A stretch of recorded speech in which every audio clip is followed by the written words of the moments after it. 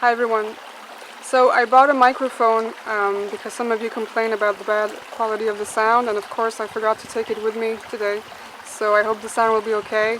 And there's this wonderful stream behind me, so it's pretty pleasant, and there's not much wind, so I think it will be fine.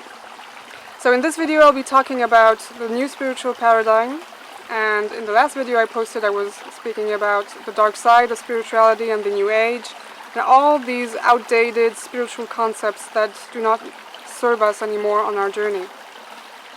And so it's like a next stage in the evolution of consciousness that we are in right now, and not everyone is ready to enter this new paradigm, and that's okay, because there are still people who need to learn from some lessons from the old spiritual paradigm. So everyone is on his own unique journey, and everyone, goes with his own rhythm, so everything is perfect in the end. So if you are watching this video, it's probably because you are ready to enter this new paradigm, or you're already there.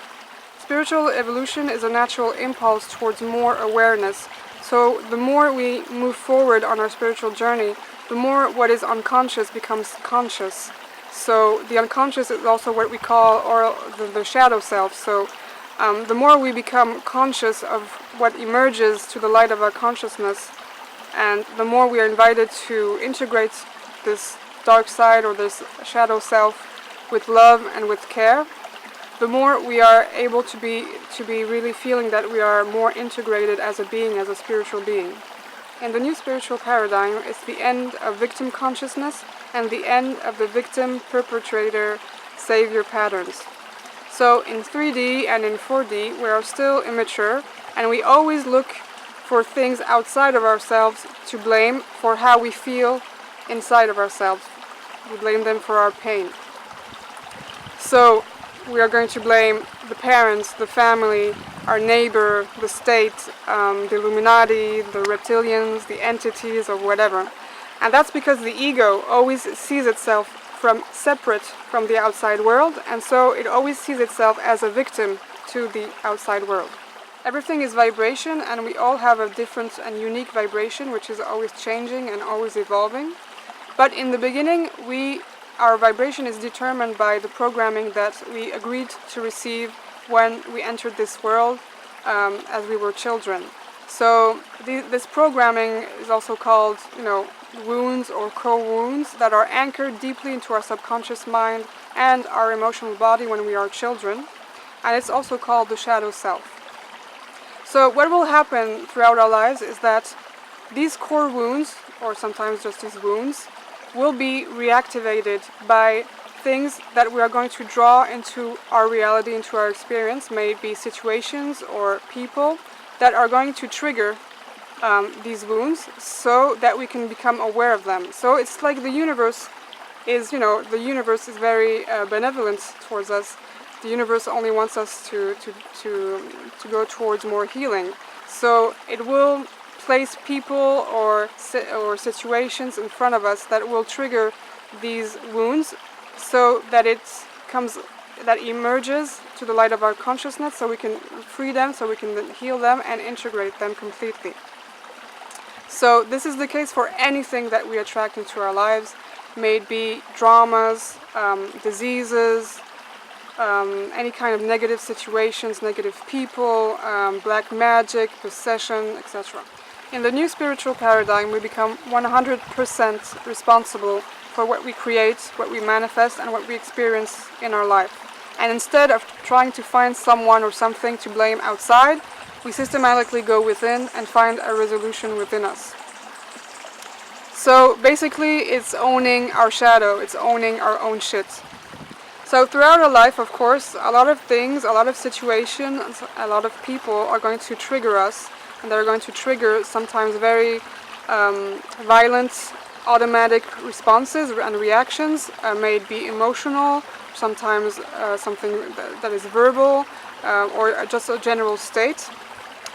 And it can lead, of course, to inner or outer conflict. So what we want to do when we feel triggered by something or someone is to actually become aware that we are triggered. That's the first step. Acknowledge that we are triggered. And then we might ask ourselves, why is my ego triggered? Why is my ego in this defense mechanism as if there was a danger? Because that's the first red flag. The ego always wants to protect us from pain, so because it has experienced pain in the past, so every time it is triggered like this, it means it wants to prevent us from feeling that pain again. And so it will be in this sometimes a violent response or reaction that can be aggressive, that can be passive aggressive. So that's really like the bell, that is ringing, ding, ding, ding, to tell you, pay attention. So once we become aware of the ego's reaction, then we can really surrender into what we feel and really breathe deeply into the emotion that it was triggered through this situation or this person. And once we are done doing that, we might ask ourselves what this trigger is actually saying about our own personal story. So I will speak about that more in depth in a future video where I'll be talking about the nature of healing, how to heal the past, our wounds, the inner child, and also I'll be talking about the therapy that I developed to help us heal all these things. When we take responsibility for what we experience, then we become aware of the fact that all these triggers are actually healing gifts in disguise that are here to help us on our personal and spiritual evolution. So imagine if everyone started doing that, then there will be no more conflict in the world. And this process requires a bit of practice, of course, because it's so automatic and we're so used to having these automatic reactions that it will take a bit of time and practice to just become, aware of this moment where you feel and you see that you are triggered, and to stop there and pause a little bit and come back to your breathing. So remember the little bell that I was talking about that's like ding ding ding? That's really to tell you, pay attention. You are in this trigger, in this reaction, and this requires for you to pay attention to it and to integrate it now. So of course, the closest the people are to us, the more intimate they are to us, and the more they are going to trigger us, because they really trigger us deep down into our core wounds, into the very most vulnerable aspects of ourselves. Along my journey, a couple of years ago, I was the victim of psychic attacks, and of course they caused me a lot of trouble at the time. But I learned from them a lot of things. Firstly, these psychic attacks can really be seen as something very negative and very dark in the first place. But I actually realized that it was like a beam of light into my being to show me the parts of myself that I didn't love enough. So it showed me the parts of myself that needed my love and my attention. And in the end, this was a huge gift. So instead of blaming these people that sent me these psychic attacks, I actually told them, like, thank you for showing me. And that's the case for everything that happens to us in our life. Even if we feel it might be very negative, and of course when we experience negative things it can be very painful sometimes. But we must really realize that everything that we experience, even if it's very negative, it's always a healing gift, and it's always there to show us where our attention and our love has to go. By loving all the parts of ourselves that desperately need this attention, we actually learn to be more gentle with ourselves, and we move more and more into this heart-centered consciousness, which is this consciousness of the new earth. So instead of wanting to kill, to annihilate the ego and going at war against the ego, after Freud's kill the father, there was the kill the ego from the old spiritual paradigm, and that's done, that's finished. We learn now to really see the ego as a child that is in pain and needs our love, our attention, and so by doing that, by giving it that, we actually integrate it into the light of our consciousness. And I can refer you to one of my videos entitled Integrating the Ego, A Key to Self-Love, if you would like to see and learn more about that. In the new spiritual paradigm, we also stopped thinking that we have bad karma because bad things happen to us, or that we did something wrong, or that we deserve it, etc., etc. That's also, or just imagining that the Creator is angry at us and that's why we are experiencing negative things. We are all masters and creators of our own destiny, and we all have free will. We are all able to change the storyline whenever we want to, and anything that we experience is also completely aligned with what we predetermined before the incarnation on a soul level, but it also happens throughout the incarnation. So this free will is always a choice that we have. This is also the case for the law of mirroring. So we all know that the outside world is of course a mirror of our inside world, but we must not use that law of mirroring as a way to berate ourselves all the time by saying, oh, if I attracted this, or if I manifest this, this is showing me, this is mirroring me, what is unresolved inside me, I must have done something wrong, please, Father, forgive me, I have sinned, and all these kinds of, again, victim mentality, that we deserve to be punished, or that we deserve whatever we're experiencing because we did something bad. So the law of mirroring actually works, both ways. So what happens is that as light workers, we are also a mirror for humanity of a possible future, because we lead and we serve by example, just by being, just by evolving. And so personally, for example, as a therapist, of course I work with people who have very similar wounds to mine, and because I healed a lot of them, I can now help them heal their wounds. But I also work with people who have wounds that have nothing to do with my story at all.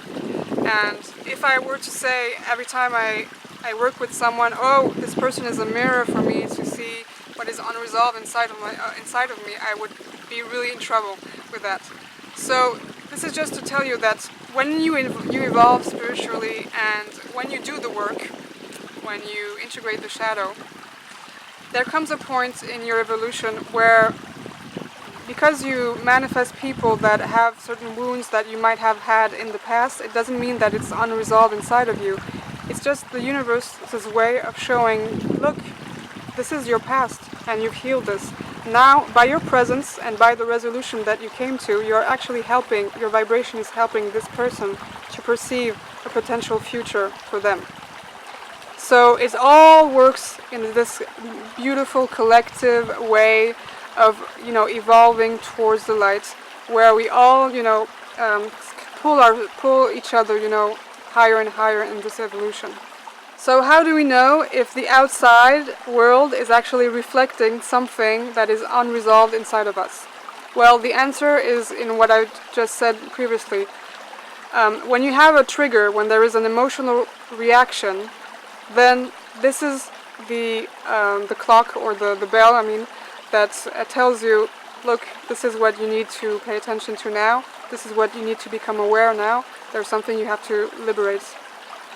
And I also want to talk about empaths, because many of us are empaths, and as empaths, of course, we feel deeply into others' emotions, and sometimes it's very difficult for us to make a difference between the other's emotions and our own emotions, and very often along our journey we think that the emotion of others is actually our own emotion, and we sort of own it.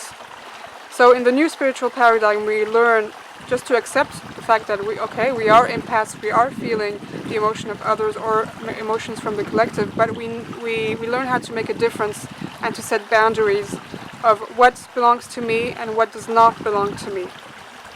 And it is also in this way that we are able to lead and serve as an example for others, just to become more sensitive to their own emotions as well, and to really lead them to the path of the heart.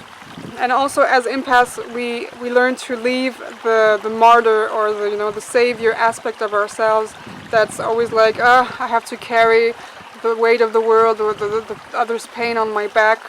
No, this is really part of the fact of becoming aware of what belongs to you, what belongs to others, and not interfere with others' pain, because that's their own journey and it is not yours. In the new spiritual paradigm, we also make a difference between judgment and observation. So observation is the natural state of the soul. It is a meditative state where we just, are observers of our reality. It can be the outside reality, it can also be the inside. So what we feel inside and maybe what reaction we might feel regarding something that is happening on the outside. But we do not feel the need to put labels on something or to have an opinion about something. So judgment is always the tool of the ego. Of course, we all have an ego, we all have a mind, and so we all judge. So I'm not saying here that we should not judge, that it's wrong to judge, and that we should berate ourselves again with judgments. But what I'm saying is that most of our judgments are actually unconscious and are part of this programming that I was talking previously about. And so we are not even aware of our judgments. So in the new spiritual paradigm, we are really invited to become aware of our judgments and to actually see if they are useful, if they are necessary, if they do harm on others or ourselves, because of course there's judgment, but there is also a lot of self-judgment. And we also just acknowledge the fact that as long as we have a body, we have an ego, we have a subjective perspective on the world, because even when we reach alignment or that we could become completely awakened beings, the ego doesn't die. That's also another bullshit concept from the old spiritual paradigm. As long as you have a body, you have an ego. Otherwise, if the ego dies, the body dies. So what happens when we become fully awake is that we've integrated everything. We've integrated all the shadow self, all the parts of our ego that it needed to. And so it's not the ego that leads the dance anymore, it's really the soul. So there is a clear, distinct perspective on both. And we actually perceive the reality from this observation perspective, which is also called the meditative state or also the samadhi state. This new spiritual paradigm is about becoming more gentle with ourselves and with others. We learn how to heal our wounds and we stop trying to find something to blame outside of ourselves for them. And so this leads to incredible empowerment, strength, and freedom. We also acknowledge the fact that we are the masters of our destiny, we are the creators, and so in any given moment we have the free will to either feed our light or to feed our shadow. We also learn to start perceiving the world through the eyes of the heart and no longer the eyes of the mind. And with this we are able to anchor the unconditional love that we truly are, and we allow it to radiate it to the world. But to guide the world, we first need to remove what obscures our own vision so we can become our own guides and our own healers. Sat Nam.